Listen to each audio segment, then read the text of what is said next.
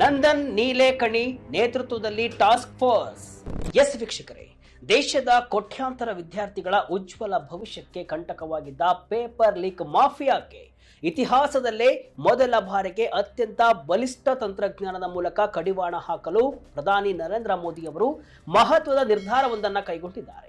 ಹೌದು ವೀಕ್ಷಕರೇ, ದೆಹಲಿಯ ಜಂತರ್ ಮಂತರ್ನಲ್ಲಿ ಕಾಕ್ರೋಚ್ ಜನತಾ ಪಾರ್ಟಿ ನೇತೃತ್ವದಲ್ಲಿ ನಡೆದ ವಿದ್ಯಾರ್ಥಿಗಳ ಭೀಕರ ಹೋರಾಟಕ್ಕೆ ಮಣಿದು ಕೇಂದ್ರ ಶಿಕ್ಷಣ ಸಚಿವ ಧರ್ಮೇಂದ್ರ ಪ್ರಧಾನ್ ರಾಜೀನಾಮೆ ನೀಡಿದ ಬೆನ್ನಲ್ಲೇ ಮೋದಿಯವರು ಬಿಗ್ ನಿರ್ಧಾರವೊಂದನ್ನು ಮಾಡಿದ್ದಾರೆ. ಕೇವಲ ರಾಜೀನಾಮೆಯಿಂದ ಸಮಸ್ಯೆಗೆ ಪರಿಹಾರ ಸಿಗ್ತಾ ಇದೆಯಾ? ಖಂಡಿತ ಇಲ್ಲ.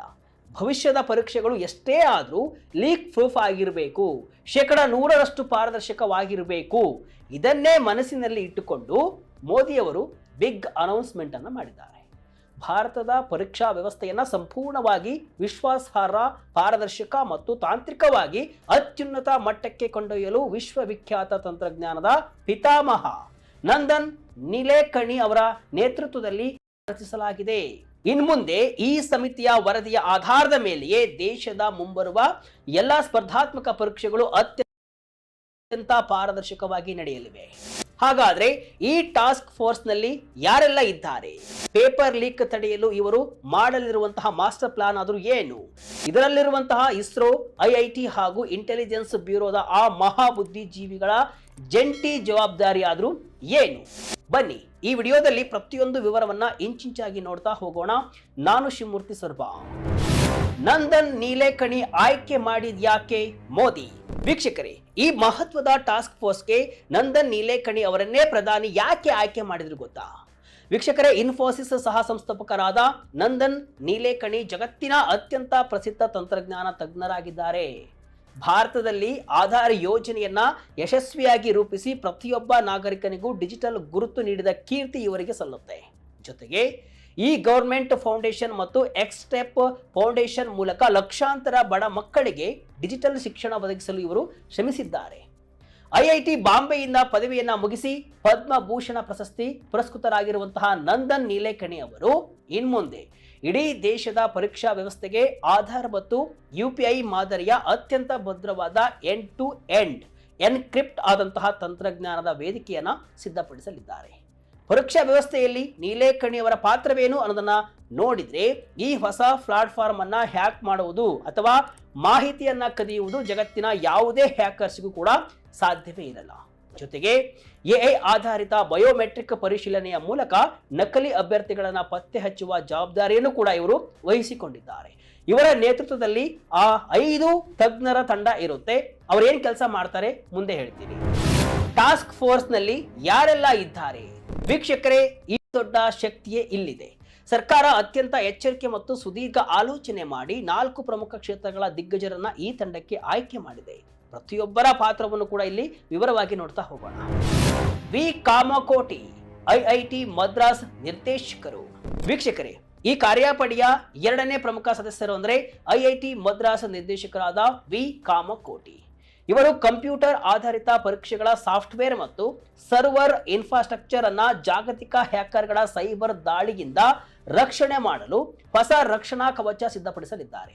ಅತಿ ಮುಖ್ಯವಾಗಿ ಪರೀಕ್ಷಾ ಕೇಂದ್ರಗಳಲ್ಲಿ ಸ್ಥಳೀಯ ಸರ್ವರ್ ಹ್ಯಾಕಿಂಗ್ ಅಥವಾ ಸ್ಕ್ರೀನ್ ಶೇರಿಂಗ್ ಮೂಲಕ ನಡೆಯುವ ನಕಲು ತಡೆಯಲು ಇವರು ಕೃತಕ ಬುದ್ಧಿಮತ್ತೆ ತಂತ್ರಜ್ಞಾನವನ್ನು ಬಳಸಿ ಅಂದ್ರೆ AI ಅನ್ನ ಬಳಸಿ ಪ್ರತಿ ಕಂಪ್ಯೂಟರ್ನಲ್ಲೂ ಪ್ರಶ್ನೆಗಳ ಅನುಕ್ರಮವನ್ನು ಬದಲಾಯಿಸುವ ಡೈನಾಮಿಕ್ ರಾಂಡಮೈಸೇಷನ್ ವ್ಯವಸ್ಥೆಯನ್ನ ಜಾರಿಗೆ ತರಲಿದ್ದಾರೆ. ಇದರಿಂದ ಪಕ್ಕದ ಕಂಪ್ಯೂಟರ್ನ ಪ್ರಶ್ನೆಗಳು ನಿಮ್ಮ ಕಂಪ್ಯೂಟರ್ಗೆ ಸಂಪೂರ್ಣವಾಗಿ ಭಿನ್ನವಾಗಿರಲಿವೆ. ಎಸ್ ಸೋಮನಾಥ್, ಇಸ್ರೋ ಮಾಜಿ ಅಧ್ಯಕ್ಷರು.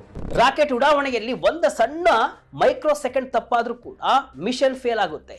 ಅಂತಹ ಇಸ್ರೋದ ಮಾಜಿ ಅಧ್ಯಕ್ಷ ಎಸ್ ಸೋಮನಾಥ್ ಅವರು ಪರೀಕ್ಷಾ ವ್ಯವಸ್ಥೆಗೆ 0 ಡಿಫೆಕ್ಟ್ ಅಂದ್ರೆ ಶೂನ್ಯ ದೋಷ ಮಾದರಿಯನ್ನು ತರಲಿದ್ದಾರೆ. ಅಂದ್ರೆ ಯಾವುದೇ ದೋಷ ಕೂಡ ಕಾಣಿಸದಂತೆ ನೋಡಿಕೊಳ್ಳಲಿದ್ದಾರೆ.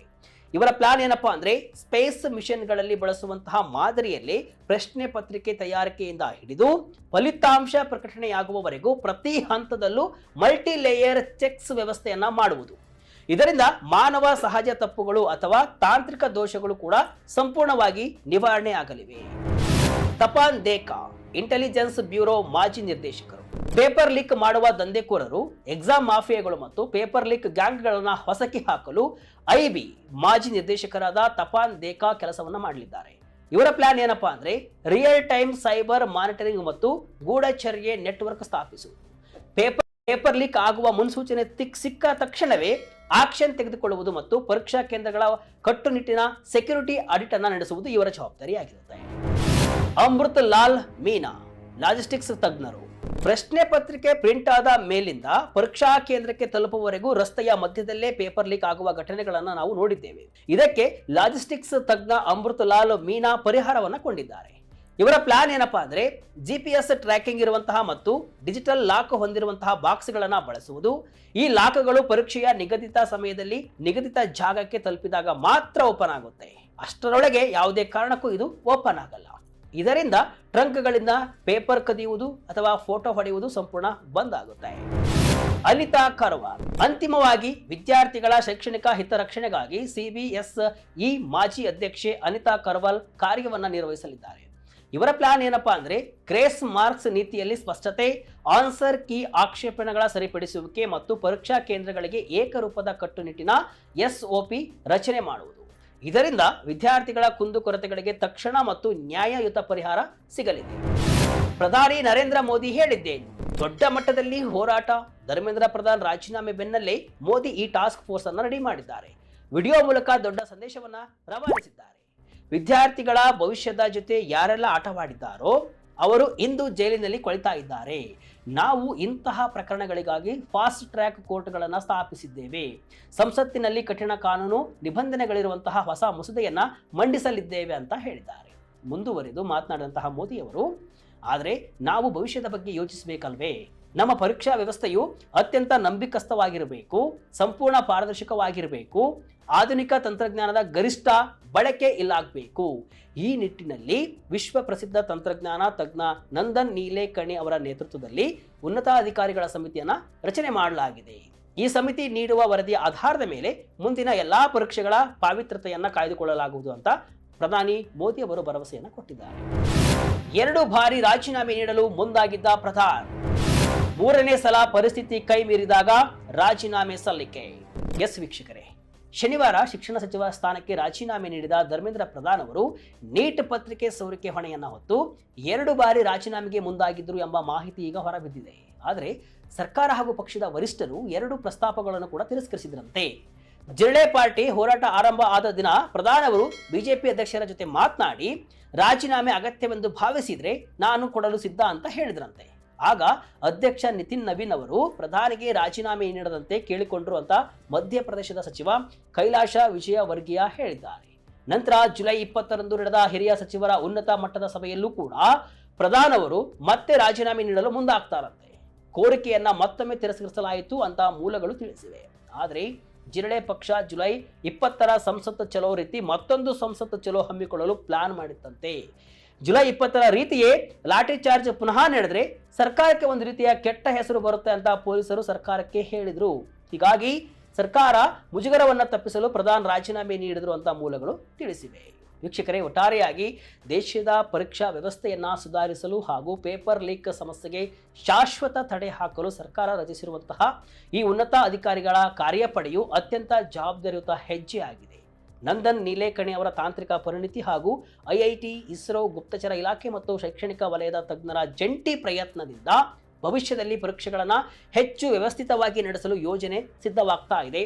ತಾಂತ್ರಿಕ ಭದ್ರತೆ, GPS ಆಧಾರಿತ ಸಾಗಣೆ ಮತ್ತು ಬಯೋಮೆಟ್ರಿಕ್ ಪರಿಶೀಲನೆಗಳಂತಹ ಕಟ್ಟುನಿಟ್ಟಿನ ಕ್ರಮಗಳು ಪರೀಕ್ಷಾ ಪ್ರಕ್ರಿಯೆಯಲ್ಲಿ ಪಾರದರ್ಶಕತೆಯನ್ನು ತರಬಹುದು. ಈ ಮೂಲಕ ದೇಶದ ಕೋಟ್ಯಾಂತರ ವಿದ್ಯಾರ್ಥಿಗಳಲ್ಲಿ ಸ್ಪರ್ಧಾತ್ಮಕ ಪರೀಕ್ಷೆಗಳ ಮೇಲಿನ ನಂಬಿಕೆಯನ್ನ ಮರುಸ್ಥಾಪಿಸಲು ಹಾಗೂ ಅವರ ಶೈಕ್ಷಣಿಕ ಭವಿಷ್ಯಕ್ಕೆ ಸೂಕ್ತ ಭದ್ರತೆಯನ್ನು ಒದಗಿಸಲು ಈ ಹೊಸ ವ್ಯವಸ್ಥೆಯು ಸಹಕಾರಿಯಾಗುವ ನಿರೀಕ್ಷೆ ಅಂತೂ ಇದ್ದೇ ಇದೆ. ಮೋದಿಯವರ ಈ ಟಾಸ್ಕ್ ಫೋರ್ಸ್ ಬಗ್ಗೆ ನಿಮಗೇನು ಅನಿಸುತ್ತೆ? ಕಮೆಂಟ್ ಮೂಲಕ ತಿಳಿಸಿ.